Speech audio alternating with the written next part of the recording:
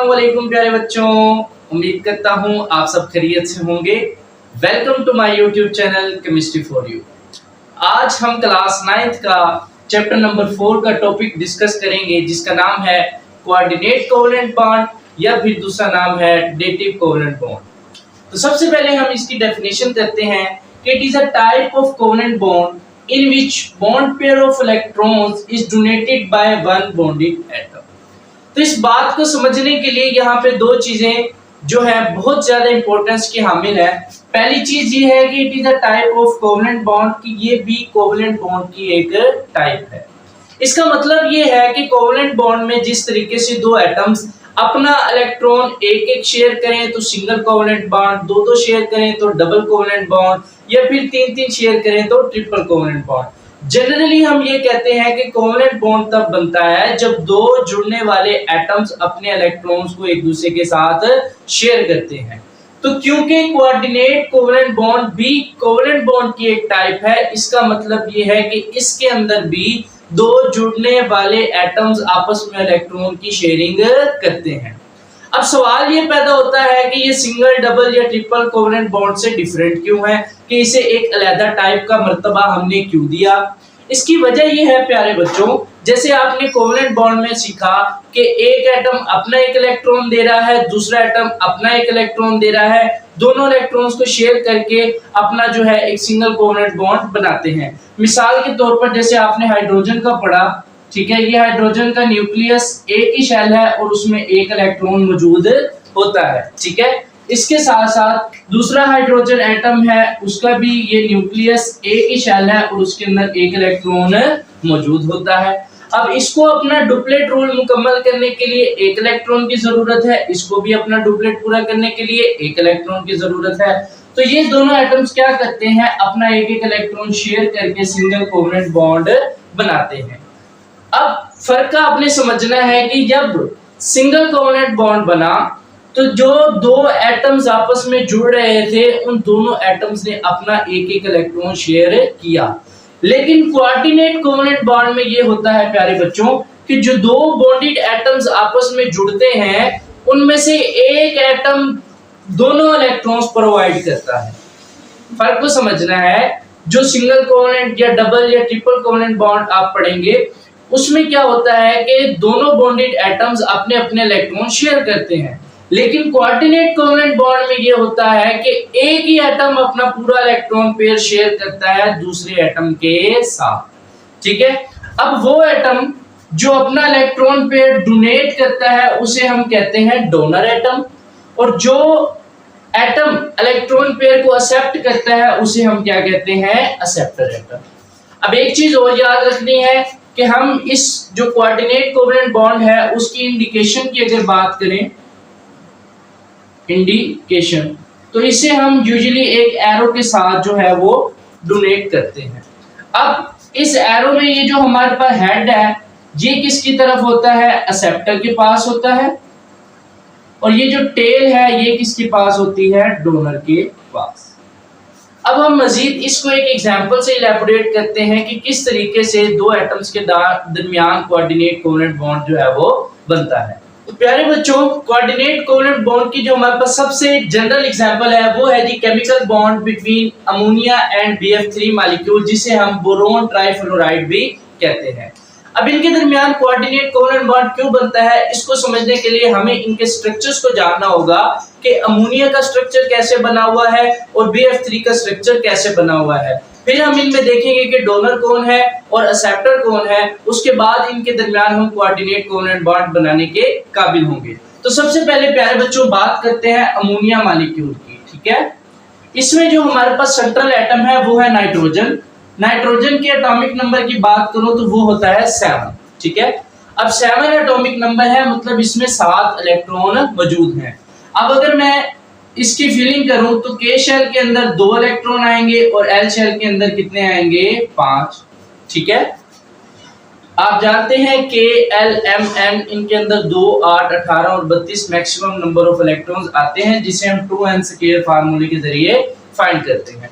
अब क्योंकि इसमें टोटल 7 इलेक्ट्रॉन है, K शेल में 2 चले गए और आखिरी शेल जो वैलेंस शेल है इसमें कितने इलेक्ट्रॉन बचे, 5। अब मैं जी इसका एटम बना लेता हूं। ये नाइट्रोजन का न्यूक्लियस, ये इसका पहला शेल और ये इसका दूसरा शेल। ठीक है जी।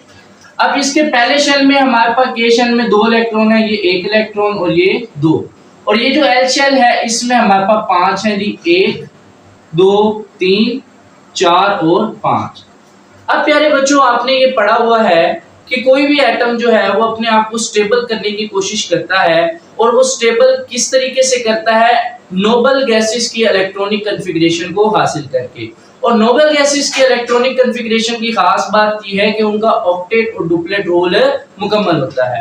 अब डुप्लेट रूल क्या होता है? डुप्लेट रूल से मुराद ये है कि अपने आखिरी शेल में, वैलेंस शेल में 2 इलेक्ट्रॉन्स को पूरा करना क्या कहलाता है? Duplet rule. और अपने आखिरी शेल में 8 इलेक्ट्रॉन्स को पूरा करना वो क्या कहलाता है? Octet rule. तो जब भी किसी एटम का ऑक्टेट रूल या डुप्लेट रूल मुकम्मल होता है तो वो एटम क्या हो जाता है? स्टेबल, यानी उसकी इलेक्ट्रॉनिक कॉन्फ़िगरेशन नोबल गैसेस की तरह हो जाती है। अब अगर हम इस नाइट्रोजन की बात करें तो इसका वैलेंस शेल ये वाला है, इसके अंदर 1 2 3 4 और 5 इलेक्ट्रॉन है, और इसको अपना ऑक्टेट रूल पूरा करने के लिए अभी भी 3 इलेक्ट्रॉन्स की जरूरत है। तो ये 3 इलेक्ट्रॉन कैसे पूरा करता है कि हमारे पास एक हाइड्रोजन एटम है, उसके पास एक ही शेल है और एक ही इलेक्ट्रॉन है। ठीक है, तो ये हाइड्रोजन अपना एक इलेक्ट्रॉन नाइट्रोजन के एक इलेक्ट्रॉन के साथ शेयर करके सिंगल कोवलेंट बॉन्ड बनाता है। अब इस शेयर का मतलब ये है कि जब जरूरत पड़ेगी ये दोनों इलेक्ट्रॉन इस एटम के पास, और जब जरूरत पड़ेगी तो ये दोनों इलेक्ट्रॉन नाइट्रोजन के पास। अब अगर हम देखें तो हाइड्रोजन का एक ही शेल था, वहीं उसका वैलेंस शेल है और उसमें 2 इलेक्ट्रॉन्स आ गए, यानी हाइड्रोजन का डुप्लेट रूल मुकम्मल हो गया। अब नाइट्रोजन की बात करें तो इसके आखिरी शेल में 1 2 3 4 5 और 6 इलेक्ट्रॉन है, और अभी भी इसको अपना ऑक्टेट पूरा करने के लिए 2 इलेक्ट्रॉन की जरूरत है। सेम इसी तरीके से एक और हाइड्रोजन एटम के साथ ये एक इलेक्ट्रॉन को शेयर करके सिंगल कोवलेंट बॉन्ड बनाता है। अब देखिए तो हाइड्रोजन के पास क्या आ गए, इसके 2 इलेक्ट्रॉन हो गए, इसका डुप्लेट पूरा हो गया।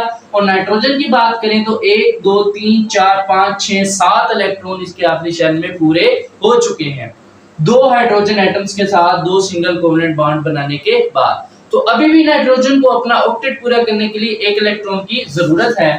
तो एक और हाइड्रोजन एटम आएगा हमारे पास, उसके साथ 1 इलेक्ट्रॉन है, वो इसके साथ शेयर करेगा।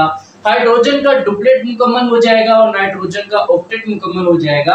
आप देख सकते हैं इसके आखिरी शेल में 2 2 4 2 6 और 2 8 इलेक्ट्रॉन्स पूरे हो चुके हैं। ठीक है, अब यहाँ पर आपको एक छोटा सा डिफरेंस मैं समझाना चाहता हूँ। What is the difference between bond pair of electrons and lone pair of electron. अब अगर आप गौर करें तो ये जो 2 इलेक्ट्रॉन्स हैं जिन्होंने इन 2 एटम्स के दरमियान केमिकल बॉन्ड बनाने में हिस्सा लिया हुआ है, पार्टिसिपेट किया हुआ है, इन 2 इलेक्ट्रॉन्स को या इस पेयर ऑफ इलेक्ट्रॉन को हम बोलते हैं बॉन्ड पेयर ऑफ इलेक्ट्रॉन। ये ऐसे इलेक्ट्रॉन हैं जो 2 एटम्स के दरमियान केमिकल बॉन्डिंग में पार्टिसिपेट कर रहे हैं। इसके मुकाबले में अगर मैं इस पेयर ऑफ इलेक्ट्रॉन की बात करूं तो ये किसी भी केमिकल बॉन्डिंग में हिस्सा फिलहाल नहीं ले रहे, ये फ्री मौजूद है, तो इन्हें हम कहते हैं लोन पेयर ऑफ इलेक्ट्रॉन। क्या बोलते हैं? Lone pair of electron. यानी आप इसको कह सकते हैं कि ये उधार के लिए अवेलेबल है, क्योंकि ये अभी भी किसी के इस्तेमाल में नहीं है, तो ये एटम के पास फ्री मौजूद है और ये किसी को उधार दे सकता है।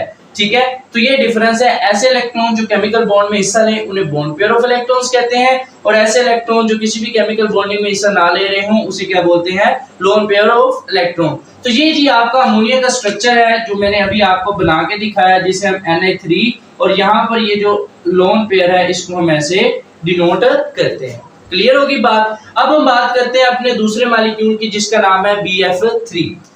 अब जी BF3 में हम बात करते हैं सेंट्रल एटम की। तो प्यारे बच्चों, इसमें जो सेंट्रल एटम है वो है बोरोन। बोरोन का एटॉमिक नंबर होता है हमारे पास 5, के शेल में 2 इलेक्ट्रॉन और एल शेल में कितने बचेंगे? 3। ठीक है, अब मैं जी बोरोन का एटम बना देता हूँ। ये मेरे पास बोरोन का न्यूक्लियस, ये इसका पहला शेल और ये इसका दूसरा शेल। क्लियर होगी बात। अब जी बोरोन के पहले शेल में के में 2 इलेक्ट्रॉन है, ये 2 इलेक्ट्रॉन आ गए, और एल शेल में कितने इलेक्ट्रॉन है? 3, 1 2 और ये 3। क्लियर होगी बात। तो ये हमारे पास बोरोन का एटम आ गया। अब इसके साथ 3 फ्लोरीन एटम जुड़े हुए हैं, वो कैसे जुड़े हैं? देखिए, अब बोरोन की अगर हम वैलेंस शेल की बात करें तो इसमें 3 इलेक्ट्रॉन है और इसको अपना ऑक्टेट पूरा करने के लिए 5 इलेक्ट्रॉन्स की और जरूरत है।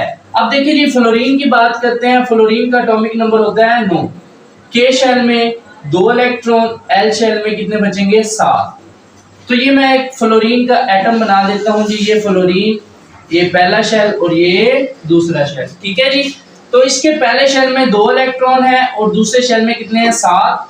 1 2 3 4 5 6 और 7। तो ये 7 इलेक्ट्रॉन है। अब देखिए फ्लोरीन को अपने आखिरी शेल में ऑक्टेट पूरा करने के लिए 1 इलेक्ट्रॉन की जरूरत है।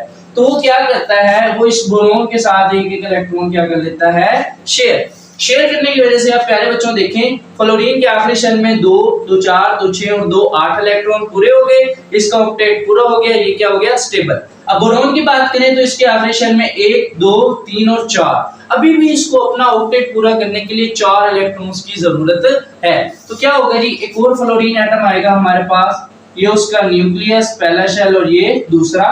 तो इसके भी आखिरी शेल में पहले में 2 और आखिरी शेल में कितने इलेक्ट्रॉन होते हैं 7। तो ये 1 2 3 4 5 6 और 7। तो क्या होगा, ये फ्लोरीन एटम भी अपना 1 इलेक्ट्रॉन इस बोरोन के साथ क्या कर लेगा, शेयर करके सिंगल कोवलेंट बॉन्ड बनाएगा। अब फ्लोरीन की देखें तो आखिरी शेल में 2 2 4 2 6 और 2 8, यानी इसका ऑक्टेट रूल क्या हो गया है, कंप्लीट। अब अगर बोरोन की बात करें तो उसके आखिरी शेल में 1 2 3 4 और 5। तो प्यारे बच्चों अभी भी बोरोन को अपना ऑक्टेट पूरा करने के लिए 3 इलेक्ट्रॉन्स की जरूरत है। तो क्या होगा जी, एक और फ्लोरीन एटम है हमारे पास। ये उसका न्यूक्लियस, पहला शेल और ये दूसरा, और उसमें 7 इलेक्ट्रॉन है। ये जी हमारे पास 7 इलेक्ट्रॉन। तो ये फ्लोरीन भी अपना 1 इलेक्ट्रॉन इस बोरोन के साथ शेयर करेगा और हमारे पास एक सिंगल कोवलेंट बॉन्ड बनाएगा। अब फ्लोरीन के आखिरी शेल में 8 इलेक्ट्रॉन पूरे हो गए, उसका ऑक्टेट पूरा हो गया। बोरोन की बात करें तो इसके आखिरी शेल में 2 2 4 और 2 6 इलेक्ट्रॉन हो चुके हैं और आप देख सकते हैं कि अभी भी बोरोन को अपना ऑक्टेट पूरा करने के लिए 2 इलेक्ट्रॉन्स की जरूरत है। अब बात करते हैं कोऑर्डिनेट कोवलेंट बॉन्ड की। इसमें मैंने आपको क्या बताया था कि 2 जुड़ने वाले जो एटम्स हैं या मॉलिक्यूल्स हैं, उनमें एक बॉन्डेड एटम ही अपना पूरा इलेक्ट्रॉन पेयर दूसरे को डोनेट करता है।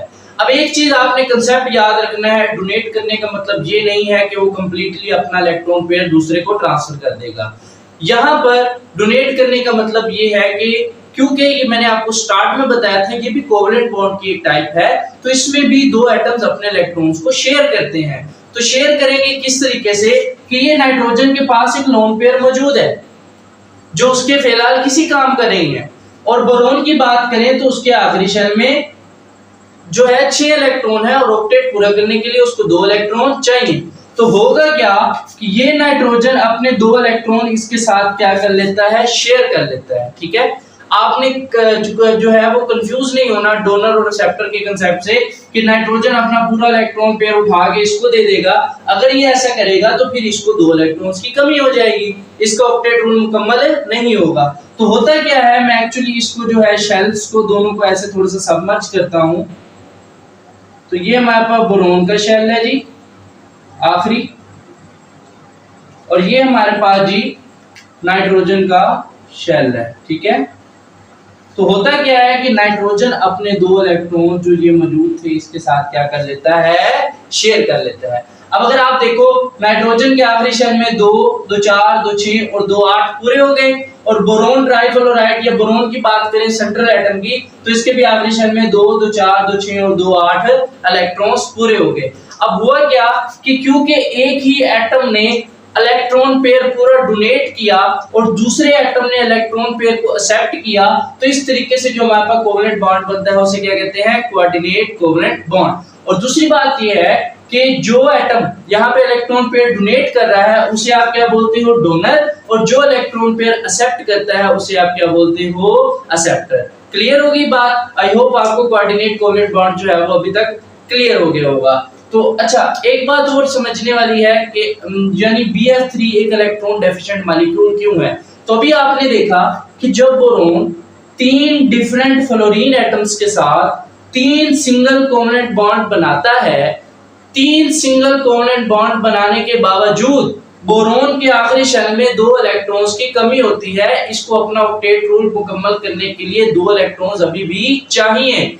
That's why we say that BF3 is an electron deficient molecule because it has the tendency to accept a pair of electron from any donor atom. Clear हो गई बात? क्योंकि इसका अभी भी ऑक्टेट मुकम्मल नहीं होता, उसमें 2 इलेक्ट्रॉन की कमी होती है। That's why हम इसको क्या कहते हैं, ये एक इलेक्ट्रॉन डेफिशिएंट मॉलिक्यूल है। तो अब प्यारे बच्चों बात करते हैं आपकी बुक में जिस तरीके से उसने रिएक्शन लिखा है जी, ये हमारे पास नाइट्रोजन का मॉलिक्यूल है जी, ठीक है, अमोनिया का।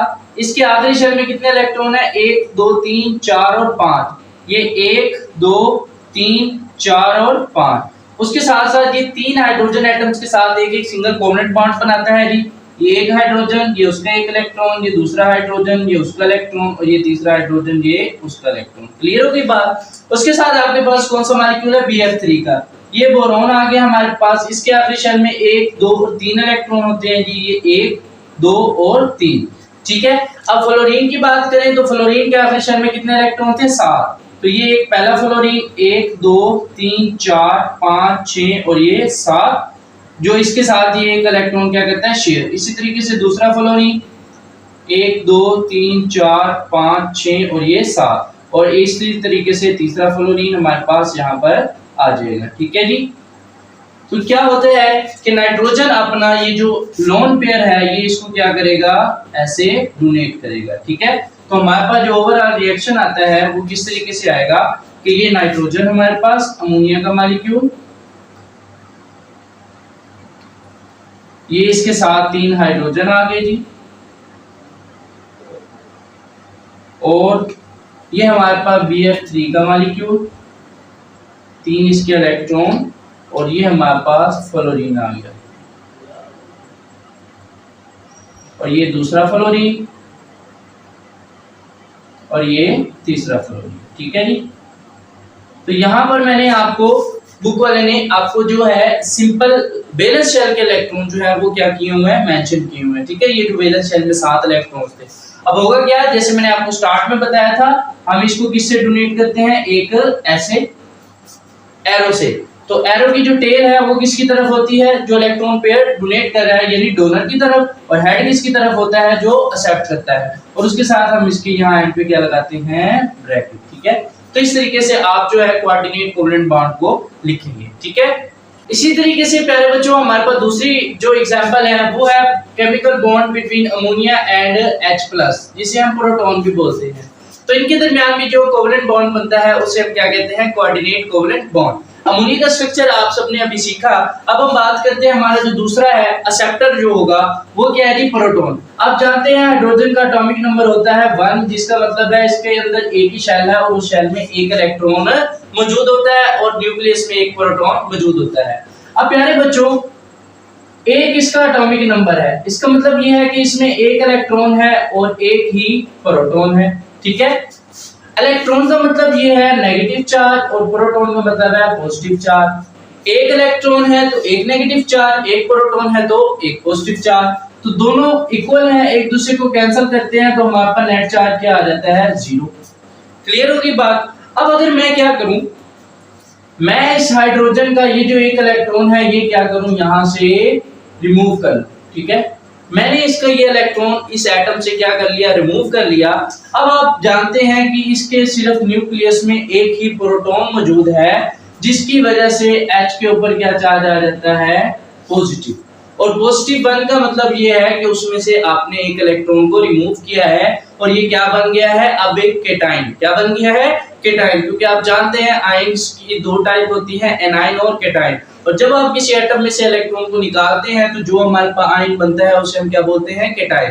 तो अब इसको हम क्या बोलते हैं? एक पॉजिटिव, यानी इसको हम प्रोटॉन भी बोलते हैं, ठीक है। इसी को हम क्या बोलते हैं? हाइड्रोजन आयन, हाइड्रोजन आयन, ठीक है। तो ये इसके डिफरेंट नाम है। अब समझने की बात ये है कि ये इसके अंदर एक्सेप्टर के तौर पे काम कैसे करेगा। तो प्यारे बच्चों जब ये हाइड्रोजन का एक हमारे पास एटम है और उसमें एक ही इलेक्ट्रॉन है, एक ही शेल है, तो इसको अपना डुप्लेट पूरा करने के लिए अभी एक इलेक्ट्रॉन की जरूरत है, ठीक है। अब जब मैंने इसका ये इलेक्ट्रॉन भी यहाँ से निकाल लिया अब इसका आखिरी शेल जो है ये वाला है के शेल, और इसके अंदर अब डुप्लेट पूरा करने के लिए यानी 2 इलेक्ट्रॉन पूरे करने के लिए इसको 2 इलेक्ट्रॉन चाहिए। पहले तो इसको एक ही इलेक्ट्रॉन चाहिए था, अब मैंने उसका जो पहले मौजूद था वो इलेक्ट्रॉन भी उससे खींच लिया, अब इसको डुप्लेट पूरा करने के लिए 2 इलेक्ट्रॉन चाहिए। ठीक है, तो H प्लस को अपना डुप्लेट पूरा करने के लिए क्या चाहिए होते हैं 2 इलेक्ट्रॉन, और वो उसे कौन देता है, ये अमोनिया का मॉलिक्यूल। तो जब H प्लस यहाँ पर आता है तो ये अपना इलेक्ट्रॉन पेयर जो है इसको डोनेट करता है, और इन दोनों के दरमियान क्या बनता है, कोऑर्डिनेट कोवलेंट बॉन्ड। ठीक है, और हमारे पास रिजल्टेंटली जो कंपाउंड बनता है उसे हम कहते हैं अमोनियम। क्या बोलते हैं, अमोनियम। ठीक है, ये हमारे पास ऐसे हाइड्रोजन को ट्रांसफर करेगा, ये हमारे पास नाइट्रोजन, ये एक हाइड्रोजन, ये दूसरा हाइड्रोजन और ये तीसरा हाइड्रोजन, और इसके ऊपर है पॉजिटिव चार्ज। इसे हम कहते हैं NH4 प्लस अमोनियम आयन। क्या बोलते हैं, अमोनियम आयन। ठीक है, तो नाइट्रोजन जब 4 बॉन्ड्स बनाती है तो इसके ऊपर पॉजिटिव चार्ज आ जाता है। नॉर्मली नाइट्रोजन की वैलेंसी 3 है, ये 3 बॉन्ड से बनाएगी। जब ये चौथा बॉन्ड बनाती है तो इसके ऊपर कौन सा चार्ज आ जाता है, पॉजिटिव, और इस आयन को हम क्या बोलते हैं, अमोनियम आयन। ये था प्यारे बच्चों कोऑर्डिनेट कोवलेंट बॉन्ड, या फिर हम इसे क्या कहते हैं, डेटिव कोवलेंट बॉन्ड, जिसमें 2 जुड़ने वाले एटम्स में एक एटम अपना पूरा इलेक्ट्रॉन पेयर दूसरे को क्या करता है, डोनेट करता है। आई होप आपको लेक्चर की समझ आ गई होगी। अगर कोई बात समझ नहीं आई तो आप कमेंट सेक्शन में पूछ सकते हैं। वीडियो को लाइक जरूर कीजिए, चैनल को सब्सक्राइब कीजिए। मिलते हैं नेक्स्ट वीडियो में, तब तक अपना ख्याल रखिए। खुदा हाफिज़।